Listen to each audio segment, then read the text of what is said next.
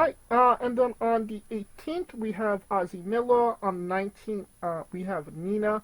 On the 24th, that's a Monday, we have the GM of Pro Wrestling Society, Ozzy Blaze.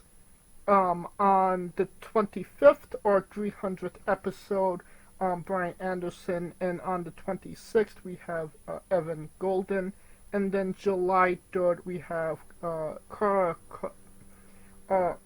Cora Corridor. Yeah, there you go.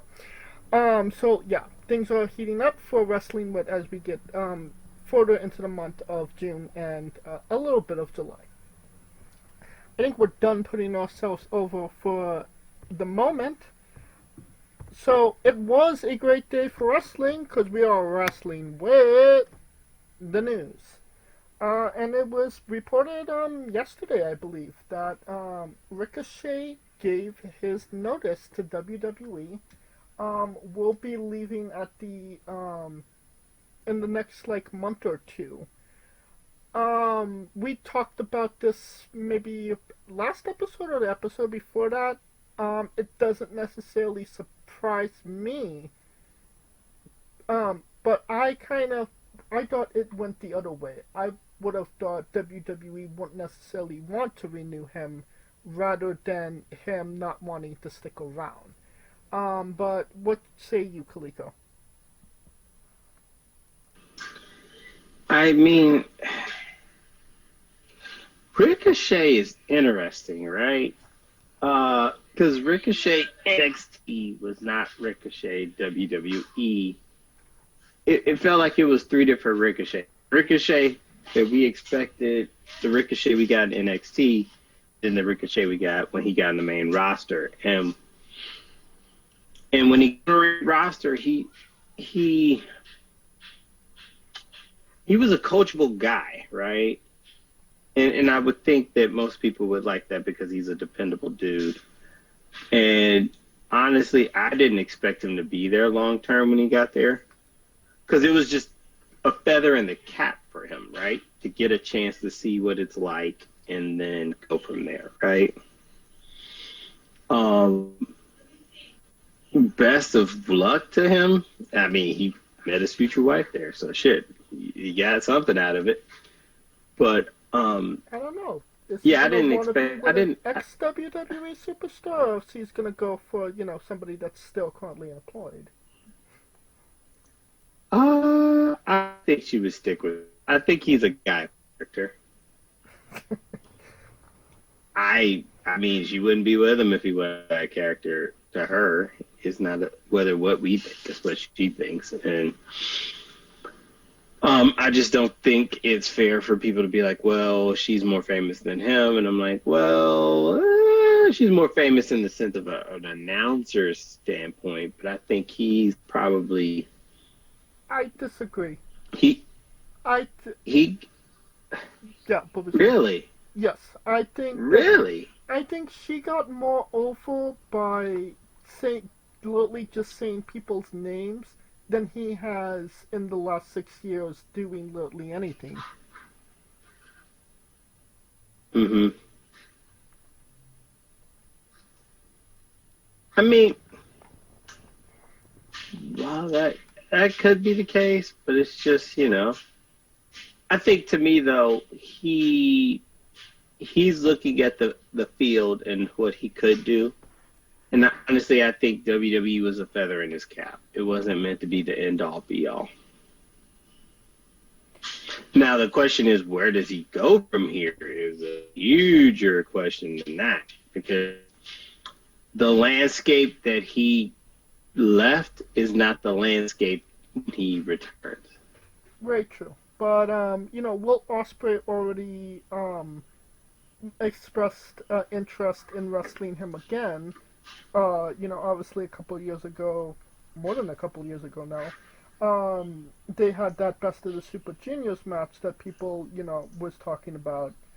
So obviously, AEW would be, interested in him. TNA would just be happy to get anybody at this point. hmm But as terrible as this sounds, AEW is more wrestling based than character based, and I think that that would fit Ricochet's personality quite well. But my problem is that he's gonna go in there as Prince Puma, be the flavor of the week, and then fade into obscurity. Yeah, I mean that's the AEW formula, right? Cycle. Yeah. Yep. But with that, best of luck. I mean, went in with something and he left with something, a huge something. Um, and congratulations to Andrade El Idaho for winning the Speed Championship. A championship Charlotte Flair already knew he had. Hey yo. Just stop. Just stop. Keeping on the opposite end of that spectrum, Ricochet might be going to AEW, but somebody from AEW might be coming available sooner rather than later, and that is Penta El Zero Miedo, Pentagon Jr. His contract expires in like August, September, if you want to believe rumor and innuendo. Um, and WWE has expressed interest. Um, I think having somebody like Penta on your roster would be beneficial, considering that he is somewhat of an all-arounder. He can do high flying, he can do hardcore. If you need some technical shit, he can do that. And, he's just been, a consistent character. But, not on AEW TV because, AEW takes advantage of, great stars that could be major stars for the company, but hasn't. Um, First and foremost, do you think Pentagon would work in a WWE? And second, do you think that he would actually think about going to WWE? I would think he would be on the radar. I think he's already looking at, according to the rumor and innuendo, looking at securing his name so when he goes over there, he's already set as far as his naming rights is concerned. I think he's not against it, but he's keeping his options open, which he should,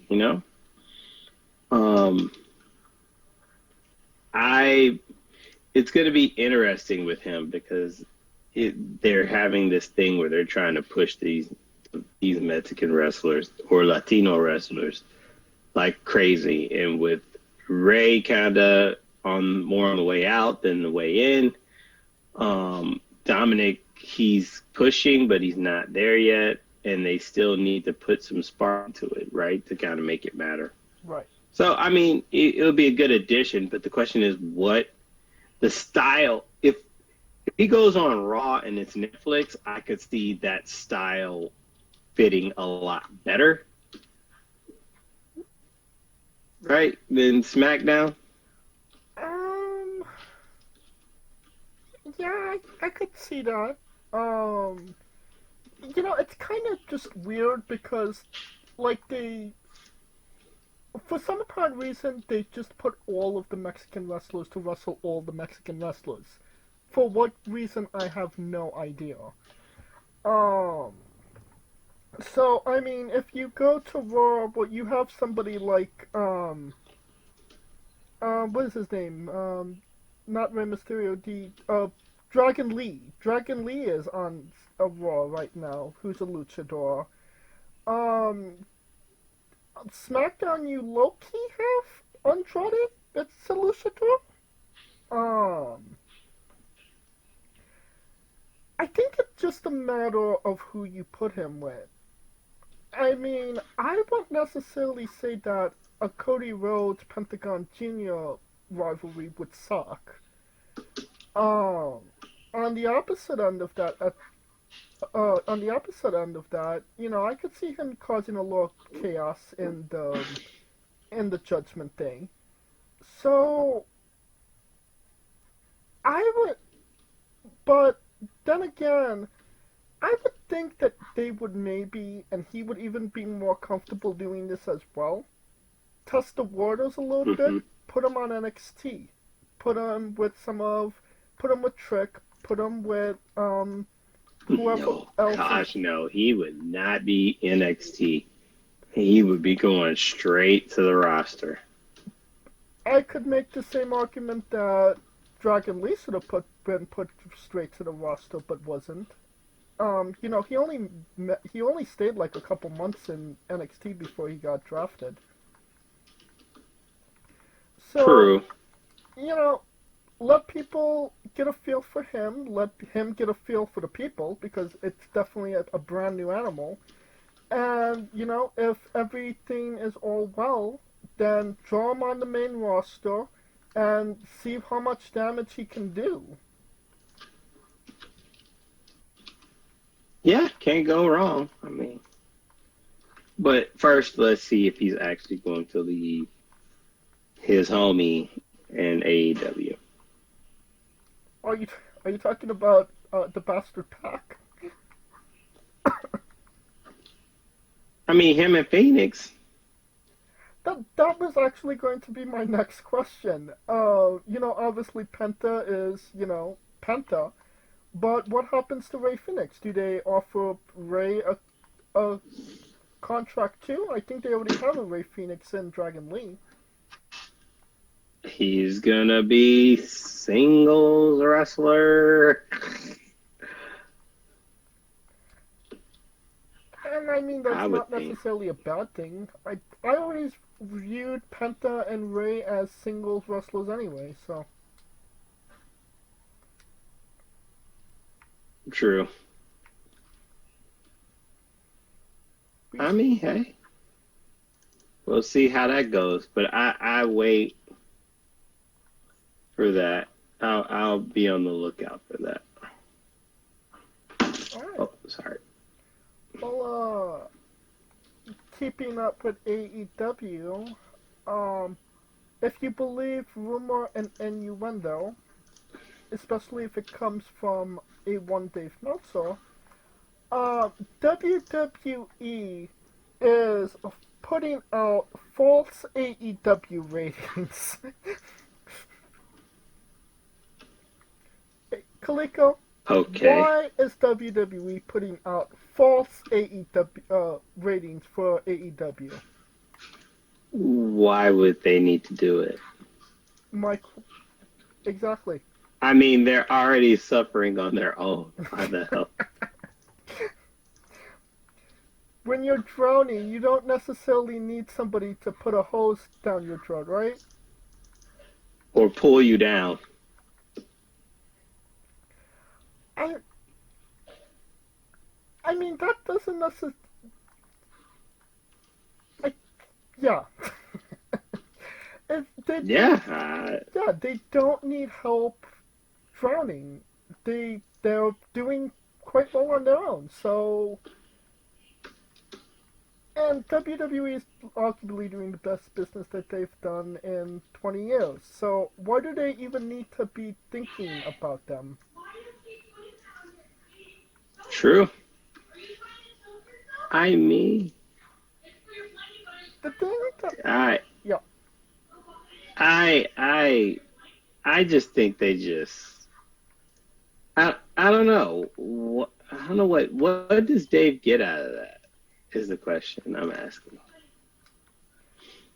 well, I mean that's what I was going to say. It's hilarious that he's saying that WWE is falsifying, you know, AEW ratings when, you know, he is clearly in Tony Khan's pocket, and that's been well established over the last 5 years. If you've listened to his pod his podcast or whatever he does with Ryan Satin, I believe it's Ryan Satin. even, Ryan kind of turns on AEW, and he defends them when it's so indefendable, it's not even funny. And to see and to actually listen to it is hilarious. Um, that is something I would recommend just listening to for like 20 minutes. Um, but yeah, I don't. And now WWE is, obviously working with TNA. Maybe something is in the works with New Japan. Who knows at this point? Why would WWE even be looking at them, right?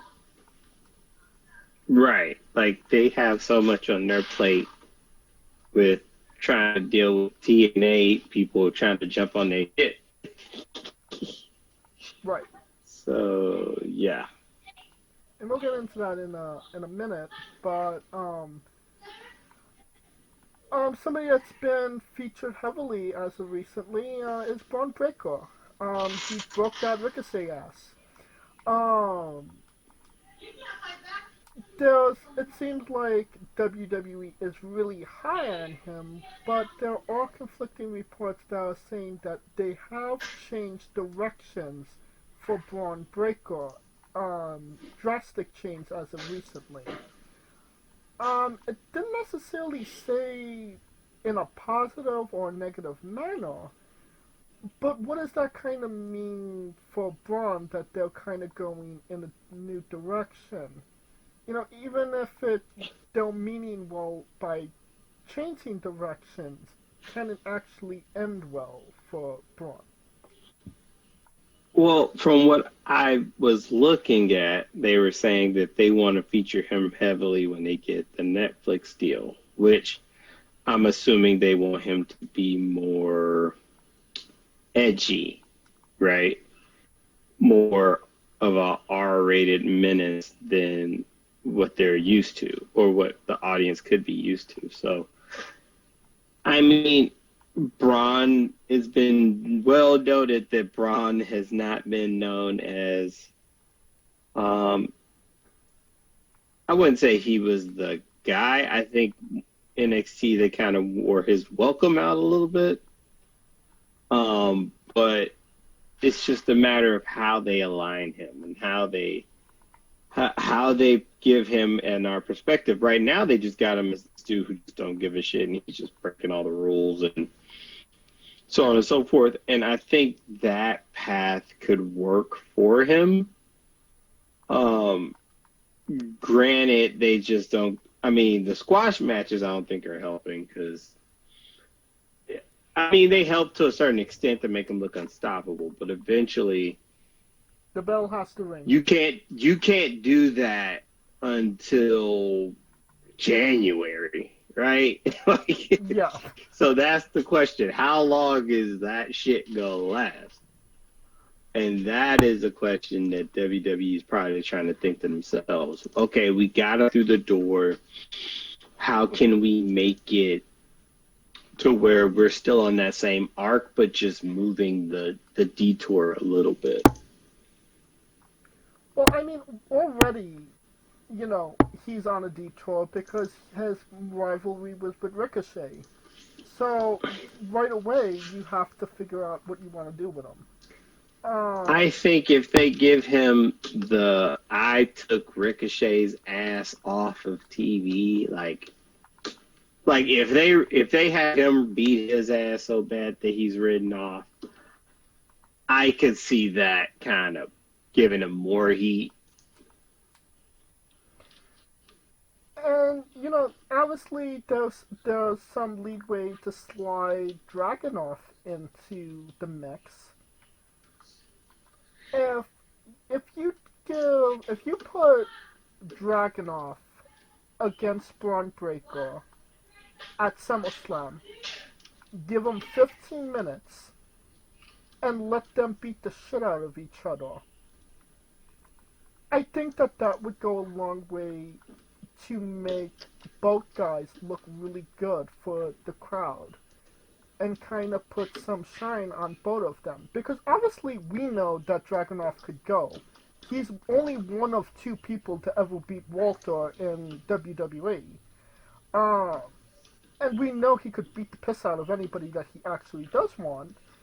Um, so, and but you just kind of have to give both guys that platform. You know what I mean? Right, but I also look at Dragunov as the guy that they're trying to be Gunther Jr. in a sense, right? I mean, he's already lost a match. True, but I mean, once he gets a title, it's going to be a long reign. So eventually, they're trying to build him to be a title contender. King of the Ring, I mean, most people are not going to remember that. I wouldn't think they would care. Oh, he lost in the King of the Ring, right? True, but I mean, again, you have to get a win in order for people to care about you to some degree, I would say. I mean, but he got it though. In the King of the Ring, which is weird. I sound like I'm not making sense.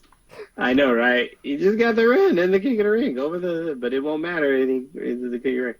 I don't know. We'll see what they do with him because it's just going to be interesting how they look at him, considering he's not a guy that is a speed division type of guy. Right. So that's where I'm more concerned with him. Give him 20 minutes and he'll put on a banger, but give him 5 minutes and it could have been better if it was 20. But I kind of get where they're kind of going with Braun Breaker, but I don't necessarily see it. And I never necessarily have seen it with him. They're kind of just billing him as a new Goldberg, which isn't something I necessarily like. If he's going to work, we need to see some depth from him and not just, guy that comes in, doesn't give a fuck, and breaks people's asses. You know what I mean? I mean, I get it. I mean, but they got to get him through somewhere. And I think him being that guy that's going to take Ricochet's ass off the TV, it can't hurt him. Right. Or at least I would hope it wouldn't hurt him, right? I don't think it would. I mean, somebody would have to care about Ricochet in order for, it to matter. That is true. But I think most people kind of care about him. Not in the sense of because of his wrestling ability, but more in the sense of who he's dating and marrying. I mean, that might actually play against him. People might kill him, Braun, kill him. I want to get at Samantha. Then I'll have a shot of Samantha. Yeah, they got a better shot at making the NBA. Yeah.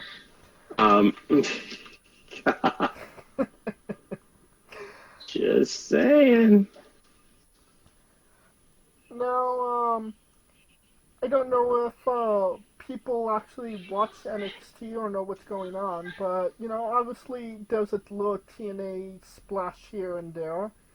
And that has left some people from NXT a little bit sour. Somebody called Brook Jensen talked about, being treated unfairly, working hard, and all the time is going to some rapper named Sexyy Red. They really ain't on Sexyy Red like that. And apparently, so... She did better than I thought. I'll give you that. Shit, I had the lowest of low expectations. I could make the argument if a guy like Brook Jensen was actually doing his job correctly, we wouldn't need a Sexyy Red, but here we are. And if more people care about what Sexyy Red is doing than you, and you actually work for that place, then you're probably not doing your job right. Nah, uh, it's it's different because Sexyy Red is right now the it girl rapper. And they're just trying to bring in that ratchet audience, the black audience, the whoop that trick audience, aka Memphis, St. Louis, Southern black demographic. Yeah, I mean, and that's interesting considering that they're based in Florida and isn't making no efforts to move out. Obviously they're in. just because they're based in Florida don't mean that they around black folks. Eh, I guess. But I mean, but you Trust me. actually have to go to those places in order to, get an audience to pay tickets. What was I saying again? Oh yeah. Brook Jensen. He said that he might be going down to TNA to make an impact. Subtle wink and nod. Um, if Brook Jensen, who is already in the woods, goes deeper into the woods, does anybody care? I mean, it would be interesting in the crossover sense because he's not released, right? No, he's in NXT. So yeah, go there, get himself some name, some pub. And I think it's going to be a big TNA NXT TNA training background. But does anybody really care? I mean, I don't know who the guy is, so I can't necessarily say, oh, he has an audience or he has fans in NXT. So, and I can't imagine anybody from TNA is like, oh my god, Brook Jensen, he's in TNA. I mean, it's literally just for the Forbidden Door aspect of the relationship rather than, oh, well, it's this guy that we actually want to see on the show. While that could be true, it's also in a sense of development and getting better, right? It's like in NFL they have these cross trainings where two teams have mini camps with each other. It's not about the matter of what they're doing and how, you know what I mean, the intricacies of getting a name brand. It's just in the sense of, okay, Brooks Jensen can only fight so many people that they actually think he could beat, right? Okay. And if they already think, like, who on the NXT roster you think Brooks Jensen right now is just going to knock over in a match? Considering I don't know who Brook Jensen is, I don't know. What? He was with the Country Cats. I mean, they kind of broke up the squad. It was him. What the hell is his name? She's on Raw now. Not Kalani Carter. Damn it. uh, Kiana James? Kiana James. Yeah, all of them. So they had a story. It just the women were kind of more interesting, and he was kind of in it in the sense that he was in the love triangle interest of it. So I mean, but give him some time with some other cats at NXT, and I'm thinking maybe somewhere Nick Nemeth is licking his chops.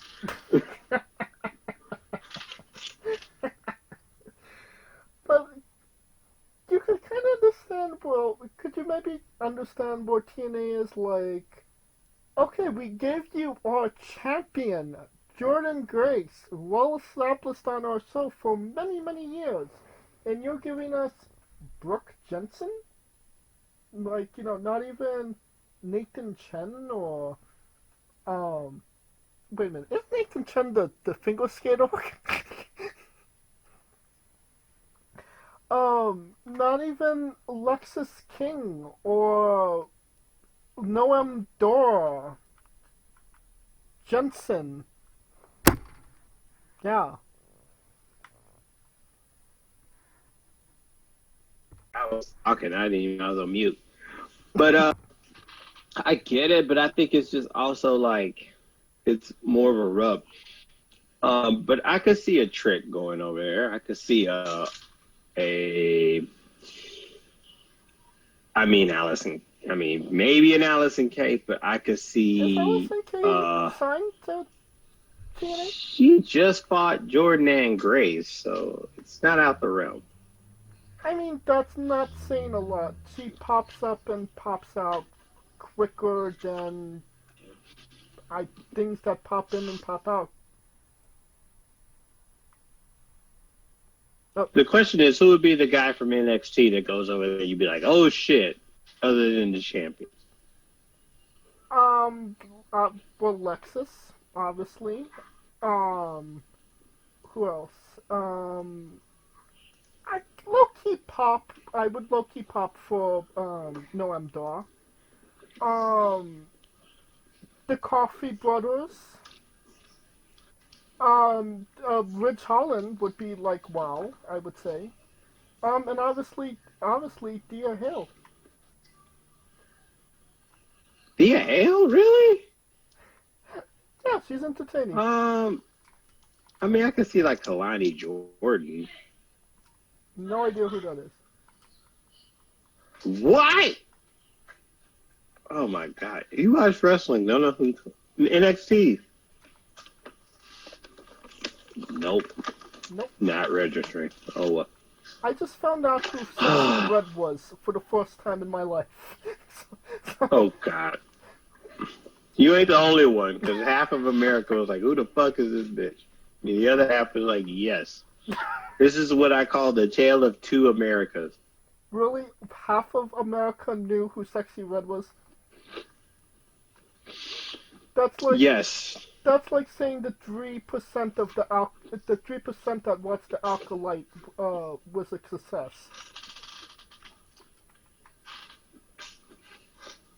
I'm going to tell you right now, when I say two Americas, it's a black America and a white America. White America was like, who the fuck is this bitch? Black America was like, why the fuck? And even in Black America, it was half. It was split because half of them were like, why the fuck is this bitch there? And the other half was like, hell yeah, bring this bitch up.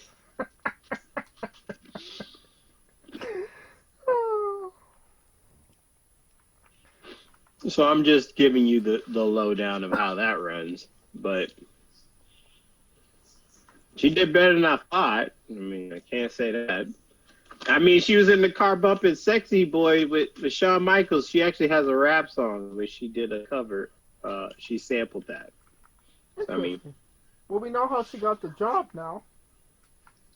oh, God, Jesus, help us.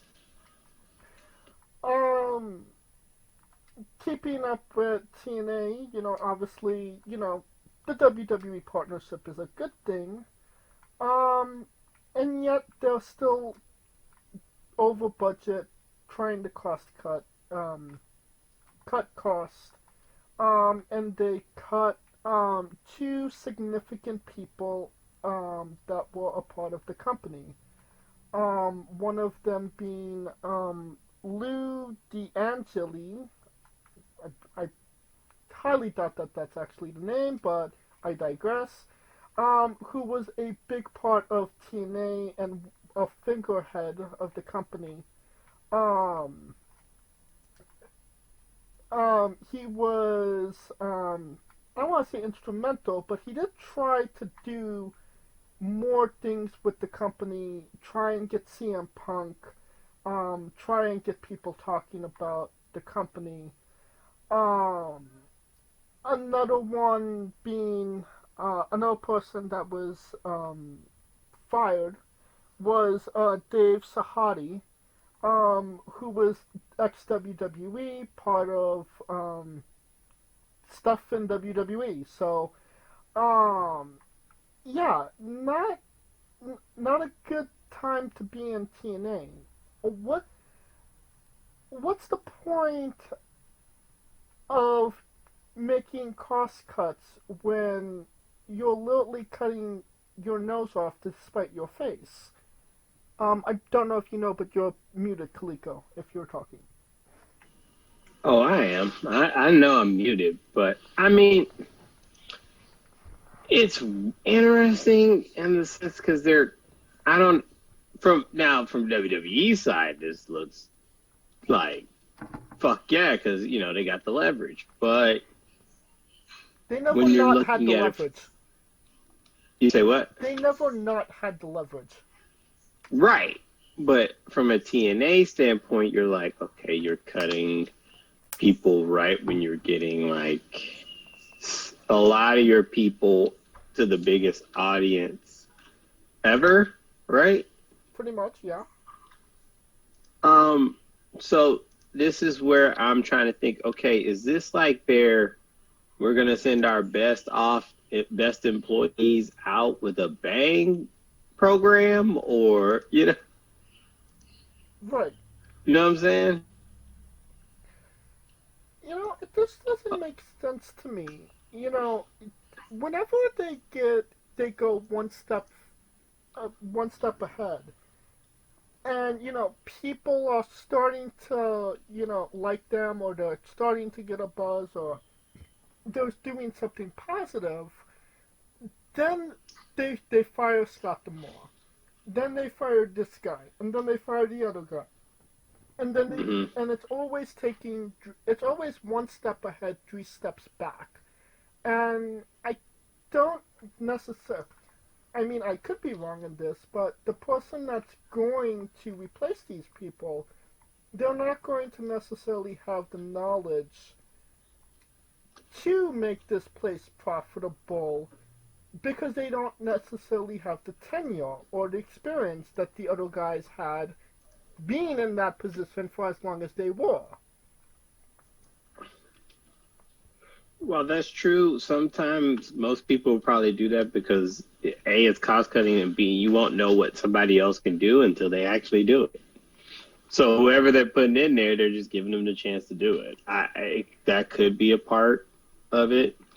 I'm not saying that that's rational, but I could see that as a scenario. And do you think that this might be a positive outcome for them, or is it just TNA being TNA? TNA being TNA.